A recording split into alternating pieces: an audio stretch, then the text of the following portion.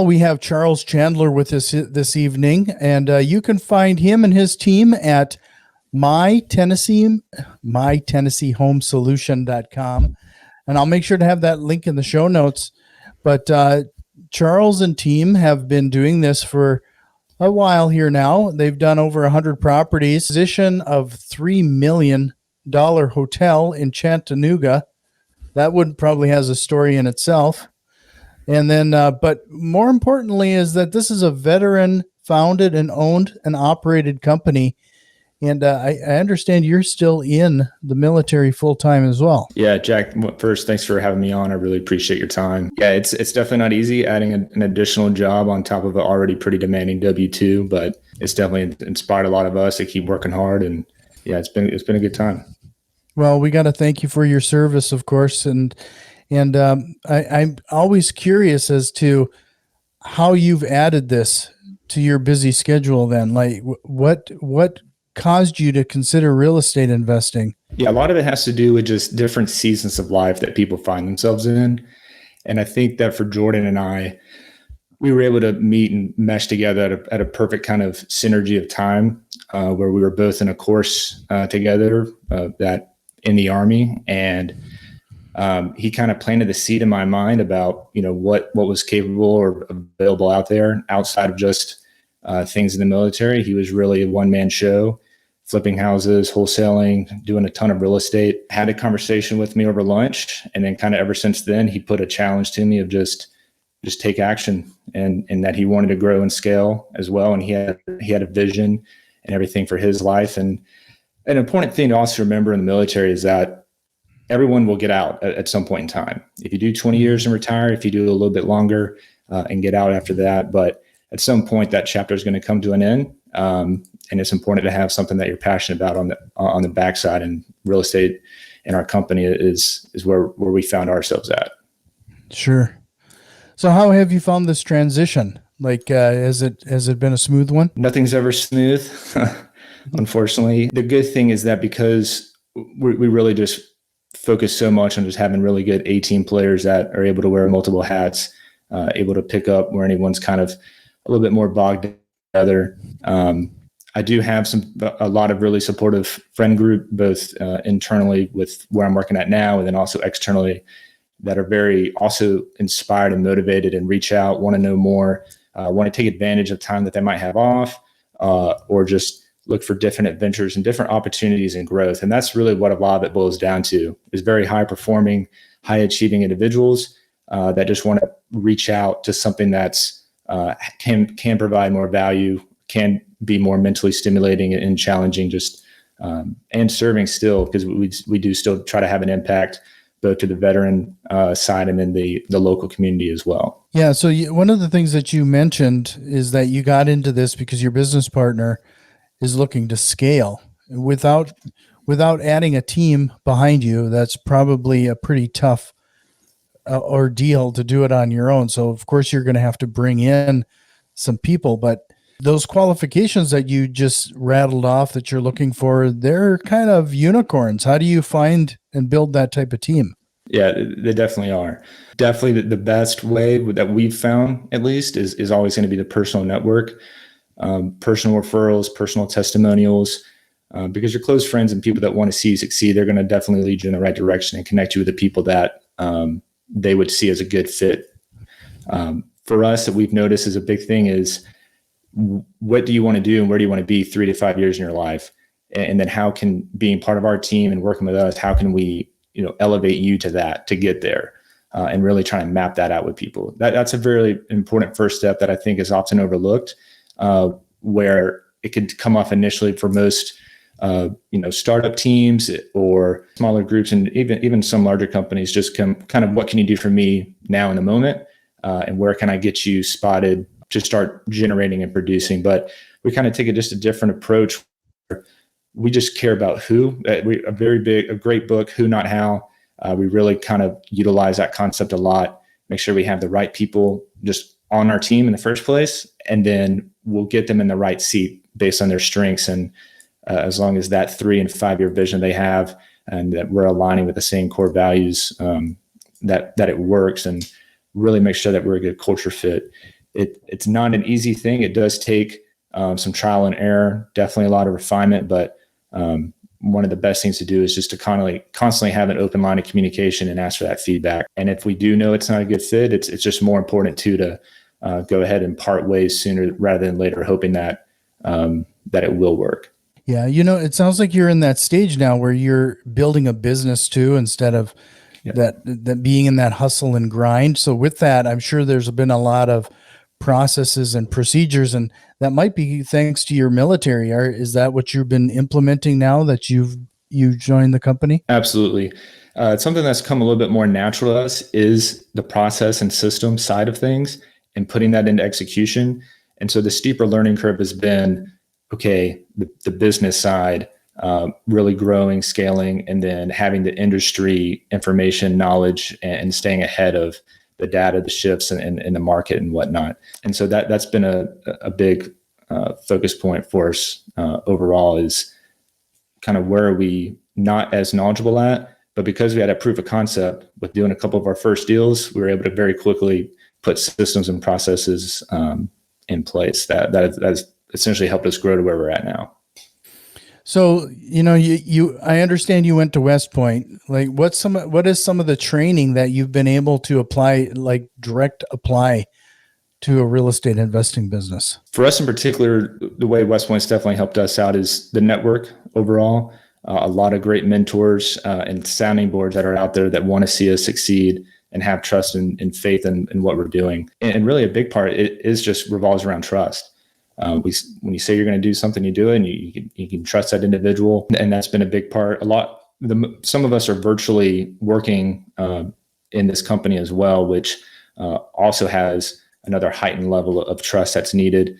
There's not always direct oversight or face-to-face, but accountability is very strong because we have a lot of trust in each other based on our what we learned and what we went through and what was ingrained to us at the academy, especially when we did go for our first large multifamily 32-unit acquisition that was heavily backed and helped with us from some of the West Point network that has been there, done that, and was able to guide us and help us along that route.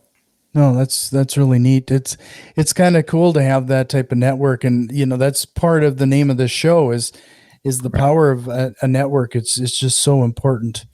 So now that you've been doing this for a while, what type of lessons have you learned along the way? Like, what's been the biggest surprise over the past year and a half?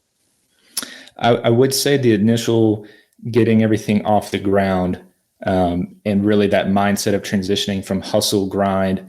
We need leads, convert leads, how to market, which kind of funnels work, where to spend, allocate money, how to even really get everything and moving along to where it's not one deal at a time that we're having to have all hands on deck to do and execute. How can we make this more of a repeatable and simultaneous and have projects working in parallel with each other? And that has really come from, optimizing systems and processes, which again, I think that we really fall back on that as a strength, but that's not really executed or done well unless we have the right people on the team. So one of the biggest learning points has definitely been how to really properly manage people. That's a huge aspect to being in the military. But now, instead of, you rank up, you're obviously in charge. Now we're in positions where, how you communicate is definitely different. How we're helping each other achieve things that are just bigger and more than just overall revenue for our company, but really trying to have better growth opportunities for everyone. So really seeing how we can have impact on the people that are in the company and what we can provide to them and the difference and impacts we can make for other people has really been a very eye-opening experience. It's really been more of a mindset shift and transition as I'm still even transitioning out of the military right now. Well, let's talk about some of your deals. Like, give us an example of a situation that kind of went bad and what you learned from it. Yeah, it would probably be, we were kind of chasing the shiny object, I would say. First getting started, we had a couple of flips going simultaneously. We started to notice some of the iBuyers such as Open Door, OfferPad coming in, obviously very huge competitors, especially in the greater Nashville market. And we kind of chased after a deal that maybe necessarily wasn't the smartest as far as staying within our purchase price formula and kind of how we traditionally do things. And so we weren't able to get it at a price that was favorable for us. And then on the back end, trying to sell the property, we didn't rehab it enough to where it would reach the sell point price that we were aiming for. Mm-hmm. We did thankfully still profit from the deal, but there was a lot of lessons learned as far as sticking to what we know, sticking to the process, and not letting emotion get in the way as far as trying to win or beat out, especially a institutionally backed company. So that really helped refine. Again, just stick with what we know. And I would say outside of that, there's been, when you're first starting and you see success, and then you want to start building more bridges and building and having more opportunities, a lot of things will come to you, either, organically in thought or be presented to you. And so learning to say no has been another challenge, because so many things look great. So many assets are awesome. We all love real estate, and there's so many ways to really grow and feed that lifestyle that you're looking for, especially for us as, a young team. But learning how to say no appropriately has been another big challenge for us. Yeah, that's saying no is harder than you would think, isn't it? Yeah, because I'll take a self-storage unit. Sure, let's go buy a mobile home park. Yeah, we'll wholesale that and we'll go buy this complex, or we'll start building a duplex right here on this lot. It's a lot, but if you don't have the systems, you don't have those right people in place, if you don't have just the basic fundamental knowledge and backing too, as far as people to resource to and bounce ideas off of, and that can provide you really good feedback and honest, assessment of, is this a good idea? Is that the right thing? Even with hiring, I would say is another big thing that we're having to, do we need to do a hire like this? What would our productivity per person be with a new hire? Are we growing or not with doing that? And I would say part of our background as far as wanting to, work hard, get the results, take ownership, has allowed us to stay kind of a leaner team, but still hit revenue goals and still work hard and appreciate a lot of tasks that we could outsource, but we don't see the necessity to, because it's still helping us stay lean and manage a good cash reserve and be able to extend if needed on a few more projects. Yeah. So when you say you're finding the who, not the how, that's particularly interesting. So are you focused on making sure that once you do bring somebody on the team, you're putting them in a role that fits them, and you understand that there's going to be a runway there, or you're strictly trying to find that person right out of the chute? We definitely cater more and care more about the individual, like himself or herself. What are they looking for? What's their motivation? What's their why? One, in life, where are they wanting to go? And then two, why us? Why our team? What about us? What about growth and opportunities? And then we're able to really kind of dial them into a certain role on the team that fits really well. And then outlining a good 30, 60, 90, even 120-day plan. And our big focus too is really on lead measures.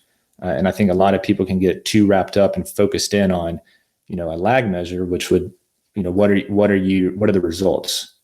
How many contracts, how much revenue, how many deals closed, how many, but those are things that are outside of that person's control. And so it's not fair to a new hire or someone coming into an organization, a team that, they had motivation and aspirations to join, and then hold their feet to the fire on things that are, they can't control. So we focus heavily on betting on certain lead measures that they do have control on. They can control how many phone calls or how many people they're able to network with, or how many events they can attend, how many, what trainings and stuff like that they're able to do, and we're betting on that if we do those actions consistently and repeatedly, then those lag measures will show. And so that's been a big point of emphasis as well for us as we bring on a couple of new hires somewhat recently. Again, focusing on who they are as a person, where they're wanting to go, their levels of motivation, what gets them fired up. We use a lot of good resources that are out there as well. The Colbier Index on how you kind of intrinsically act, Clifton Strengths to really know what your top kind of natural strengths are, the Tony Robbins DISC profile to really kind of dial in the personality type. Predictive Index is another good. There are plenty of great assets and resources, but as long as you know how to properly read those and apply them, and then stick that person onto your team and then set them up for success, because you don't ever want to set someone up for failure, obviously, but it's important to know how, like, what does setting someone up for success actually mean, and how do you define that? And so that's a big point for us. Sure. Well, just a reminder for everybody, head over to mytennesseehomesolution.com and learn a little bit more about what Charles and his team are doing. But earlier you talked about making sure you learned your lesson and to stick to your underwriting guidelines. What have you been doing different now in our current economic situation? Is it changing in your neck of the woods too? It is ever changing. I will say that. An important thing, especially just rule of thumb in real estate investing as well, because with any investment, there's obviously risk, but we always make sure that we do have at least 2 exit strategies out of a property. And so that's with obviously current conditions that are going on, tightening of inventory. A lot of individuals, if they're wanting to sell their house, where they're going to go next. We've been two key things that we've been focused on is, one, how can we best help people? Because that's, at the end of the day, that's all we're looking to do, is help people. How are we able to help them get from one situation and then set them up for success in the next? And then also, as far as exit strategies go on the business side, if we're unable to sell the property once we get it rehabbed and put it back on the market, just in case, we want to make sure that it would at least cash flow if we rented it out and needed to refinance and take it out of hard money and put it on a conventional note. Which again, I think is a very important thing for people to always do in their underwriting, is take those considerations into account, because you never know what's going to happen. But it's always important just to always want to sleep soundly at night and not really have a worry. Sure. Is that, do you primarily use hard money with that initial acquisition? Are you trying to do like a BRRRR type strategy there? On the initial acquisition, we'll use hard money. We are looking to bring on additional investors that would like to do private money. Again, we're looking to help people on the seller side, but especially on the investor side, we'll provide opportunity for individuals looking to grow their own money and investing in us as primarily as a team in our process. But yeah, if needed, if we're on the resale part, it has not happened yet, but it's always just a strong plan that we have in place that we would refinance and essentially BRRRR. But we do try to offload the single family so that we can generate more cash, so that we can execute and acquire more of the larger multifamily properties. Sure. That was an important lesson to pull out of what you were just saying there, though, is when you're in the acquisition, part of your underwriting is identifying at least 2 exit strategies. I think a lot more people need to do that. So what are you doing right now for your marketing? How are you finding these properties? Well, given that we are, time strapped, as most people just generally are in life, but I think our team suffers from that a good bit with the military and whatnot. We do have a few people that are full-time, and we do have an office in Nashville as well, but we do all inbound marketing. It's a good initial screen. There's obviously some level of motivation or some burden or X thing that's going on to where they're reaching out to us. So TV has been a recent addition for us. So you'll see Nick and Jay on your local news station in Middle Tennessee, which is nice. And then Facebook ads, Google pay-per-click, and then we have our website with a great team that backs that with search engine optimization. And those are our primary things. And then we've been really trying to focus in on just developing as many relationships, touch points with people that are been in the industry, been in the area for a long time, and learning from them. And so a lot of relationship building and teaming up on deals in that way as well has been a recent surge for us. So those are our primary marketing channels. Right. We keep coming back to the networking aspect of this, but something that struck me and that I was going to bring up earlier, and I kind of got sidetracked, is you talked about being in your niche and kind of your wheelhouse when it comes to the investment strategies, and kind of being distracted by that shiny object syndrome. And I think a lot of us kind of fall into that. I mean, especially when you're first starting out, you just don't want that fear of missing out. But I think there's a bigger aspect there as you're building your network. I have found that it's way more beneficial for me in the long run to contact somebody in my network that does specialize in that type of investment, hand off that lead to them and let them run with it. And they will do that in return. I mean, everybody's happy. Absolutely. If we get a vacant lot of land, I can't wait to give it to someone that specializes in new build construction. And then we're just providing value to everyone. There's plenty of deals out there to go around. There's plenty of ways for individuals to just keep building each other up. And that is a great way of doing so. It's just, I don't specialize in this. This will be a distraction for our team, but I do know who is postured and capable of like doing a phenomenal job. And every single time it comes back tenfold. Sure. Well, TV advertising, that's a new one for me. Like, how has that been going for you? And there's this assumption that it's expensive, but how is it working out? That assumption is a true statement, but it is worth the expense. I think it's extremely important in the industry that we're in, and with the decision that homeowners are making to sell a property, likely one of the biggest or only asset, you need to trust and have credibility, and work with people that know what they're doing. And so we believe getting out there, on TV, get in front of people that are in, whatever kind of situation, and just being able to see our team, hear them talk, see their body language, just see them initially, we believe just adds that additional source of trust and comfort and security. Then when they call, they're talking to that person they just saw on TV, and then that person comes out and meets them and shakes their hand. And we just care a lot more about building rapport with people, really trying to get down to what those pain points are and developing a plan, a good, flexible, workable plan with them, which is definitely something way more than what any iBuyer's doing. So. Mm-hmm. Well, there's some, you just kind of alluded to it, but there is some power, I would imagine, associated with being on television. I mean, it's kind of like a baked in celebrity, if you will, and a little extra trust maybe because they saw you on TV. There's some sort of authority that television has over most people. Yeah, there definitely is. And even on the investor side as well, just seeing what we're doing, seeing our name out there, seeing our brand, seeing us active in the community, obviously on different network stations, and all of our marketing too ties back into each other.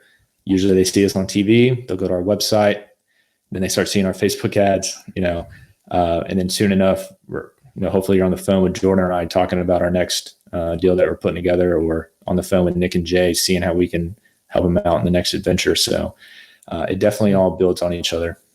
So have you been doing it long enough now that you can measure the return on investment on that channel? It is a very recent lead funnel that we started actually at the end of April, but we already have 2 properties under contract that we're looking to close on here this month in May. Sure. Well, it sounds like it's working. Yeah. Time will tell, but we're looking good on it. You're not the only one who's brought up there seems to be a trend over a lot of my guests over the past month or so, as everybody, and maybe it's the market pressure, but there seems to be a transition out of the old standard, and maybe it kind of seems to ebb and flow, but the direct mail, the cold calling, more to the PPC and you're doing TV ads. I had somebody on that focuses on radio not too long ago. It's more of the people raising their hand type of approach versus everybody just cold calling and knocking on doors. Right. Absolutely. And I still think that there's proof to concept still with cold calling, texting, a lot of sources still do work, but at what cost to you, at what cost to your productivity. The other thing as well is, again, going back to, taking care of our team, making sure everyone's motivated and feels good and feels empowered. We don't want our acquisition guys, going on roller coasters of emotions with, if they're calling someone, getting very negative feedback, and then take a call and it's someone that can't wait to see us. So we just try to really eliminate those kind of like extreme highs and lows that more of those lows come from, the outreach, outbound levels of marketing. And I think a lot of people, that are doing it definitely understand what I'm talking about. And it's just not something that we've just find that's conducive to, to our team and within our culture, but the sources do work. Absolutely. Driving for dollars is another great way. Just going out local neighborhoods, just seeing which houses, look very distressed and run down, and then trying to get in touch and, make it look good, make that neighborhood look nicer, safer. So, there's definitely credibility to each source, depending on which way you want to go in your budget. Sure. Well, this has been an awesome conversation. I, once again, one more time, remind everybody to head over to mytennesseehomesolution.com. And Charles I understand Charles is pretty active on a lot of the social networks as well. So you might want to check that out.